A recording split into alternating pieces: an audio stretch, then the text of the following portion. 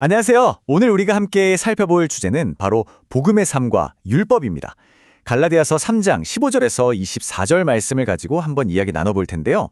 신앙생활하면서 이 두 가지 개념이 대체 어떤 관계인지 가끔 헷갈릴 때가 있잖아요. 오늘 아주 명쾌하게 정리해드리겠습니다. 자, 그럼 바로 핵심 질문부터 던져볼게요.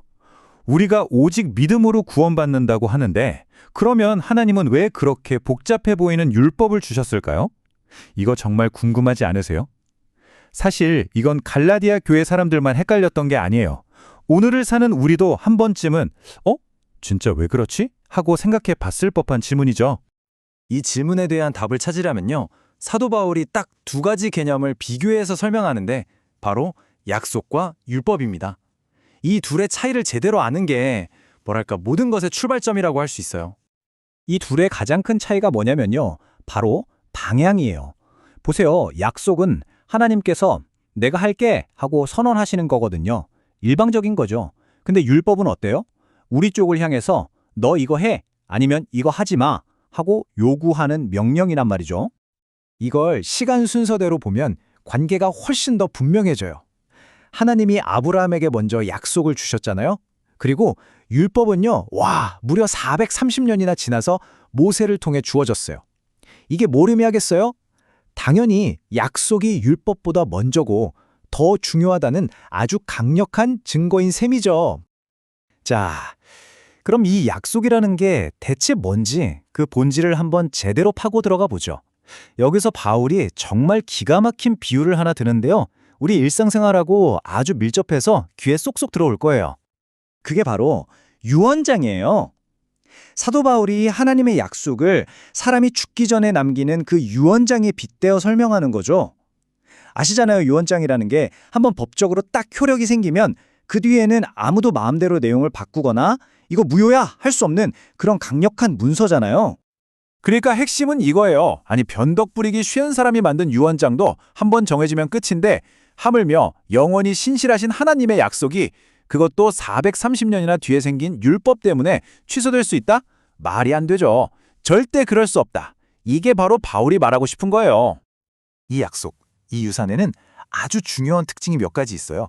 첫째, 이건 우리가 열심히 일해서 얻는 게 아니라 그냥 믿음으로 받는 거고요. 둘째, 그러니까 이건 노동의 대가가 아니라 선물이라는 거죠. 그리고 진짜 제일 중요한 건 뭐냐면 이 약속의 최종 상속자, 그 약속의 씨가 바로 예수 그리스도 한 분이라는 거예요. 그러니까 결론적으로 딱 정리하면 이렇습니다. 하나님하고 우리 사이의 관계는요. 우리가 뭘 잘하고 못하고 그런 실적에 따라 왔다 갔다 하는 게 아니라는 거예요.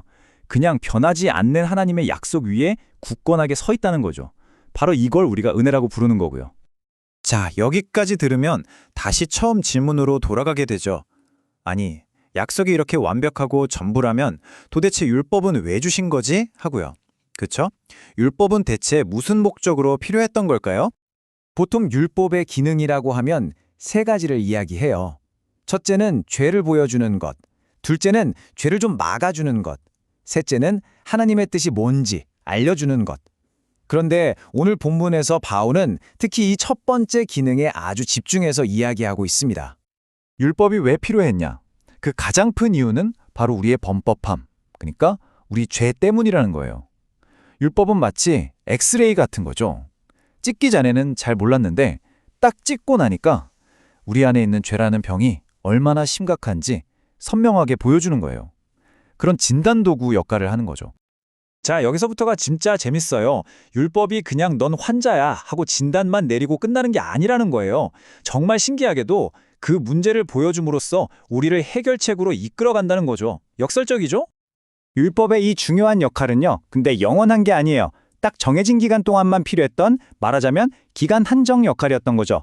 모세가 율법을 받았던 시내산에서부터 예수님이 십자가에 달리신 갈보리까지 우리를 이어주는 다리 같은 역할이었어요. 이를 이해하기 쉽게 바울이 몇 가지 비유를 두는데 한번 들어보세요. 첫 번째는 고속도로 진입로 비유예요. 우리가 시원하게 뻥 뚫린 복음이라는 고속도로를 달리려면 반드시 율법이라는 진입로를 통과해야만 하잖아요. 진입로 자체가 목적지는 아니지만 거길 지나지 않으면 고속도로에 아예 올라탈 수가 없는 거죠. 두 번째 비유는 더 강력해요. 바로 감옥입니다. 율법이 모든 사람을 죄라는 감옥 안에 가둬버린다는 거예요. 왜 굳이 그럴까요? 생각해 보세요. 내가 감옥에 갇혔다는 걸 알아야 여기서 나가고 싶다. 누가 나 좀 꺼내줘 하고 구원자를 간절히 찾게 되지 않겠어요? 바로 그겁니다. 그리고 세 번째는 초등교사 비유예요. 옛날 그리스에서는 파이다고고스라고 해서 아이가 어른이 될 때까지 옆에 깍 붙어서 엄하게 가르치고 지도하는 가정교사, 노예가 있었거든요. 이 교사의 역할은 아이가 다 크면 자연스럽게 끝나요. 율법이 바로 그런 역할을 했다는 거죠. 우리가 영적으로 어렸을 때 우리를 그리스도라는 성숙한 단계로 이끌어주는 엄한 선생님이었던 거예요. 이 모든 걸 한 번에 이해시켜주는 아주 현대적인 비유가 있어요. 바로 항암 치료 같은 거예요.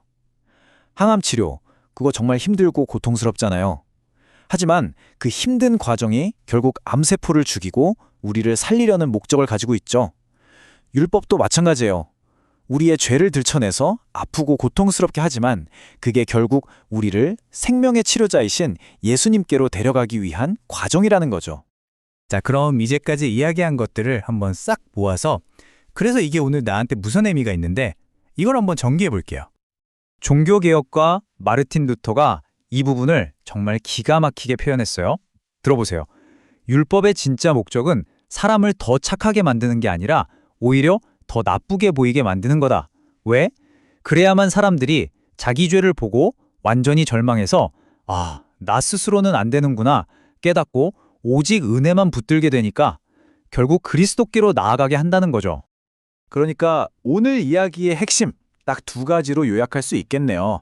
첫째, 우리 구원은 변하지 않는 하나님의 약속 덕분이다. 둘째, 율법은 우리가 바로 그 약속이 얼마나 절실하게 필요한지를 깨닫게 해주는 필수 코스다. 이겁니다. 아까 말씀드린 그 비유 다시 한번 꼭 기억해 주세요. 율법이라는 좁고 답답한 진입로를 지나면서 내 힘으로는 안 되는구나 하고 처절하게 깨달아 본 사람 많이 복음이라는 뻥 뚫린 고속도로를 달릴 때 그 자유와 은혜가 얼마나 감격스러운지 진짜로 알 수 있다는 거죠. 그렇다면 우리는 율법을 어떻게 대해야 할까요? 두 가지 길이 있어요. 하나는 율법을 자처럼 쓰는 거예요. 나를 재보고 남을 재보면서 내가 저 사람보단 낫네 하고 우월감을 느끼는 도구요. 이건 완전히 잘못 쓰는 거죠. 율법의 올바른 사용법은 바로 거울로 쓰는 겁니다. 내 모습을 있는 그대로 비춰보면서 내가 이런 죄인이구나, 구원자가 정말 필요하구나 하고 깨닫게 만드는 도구. 이게 바로 율법의 진짜 목적입니다. 자, 오늘 이야기의 마지막 질문을 여러분께 던지면서 마무리할까 합니다. 여러분의 삶에서 율법은 지금 어떤 역할을 하고 있나요? 혹시 나도 모르게 나의 의로움을 재는 자로 쓰고 있지는 않으신가요? 아니면 내 비참함을 정직하게 비춰서 그리스도의 은혜 앞으로 나아가게 하는 거울로 사용하고 계신가요? 이 질문 한번 깊이 생각해 보시면 좋겠습니다.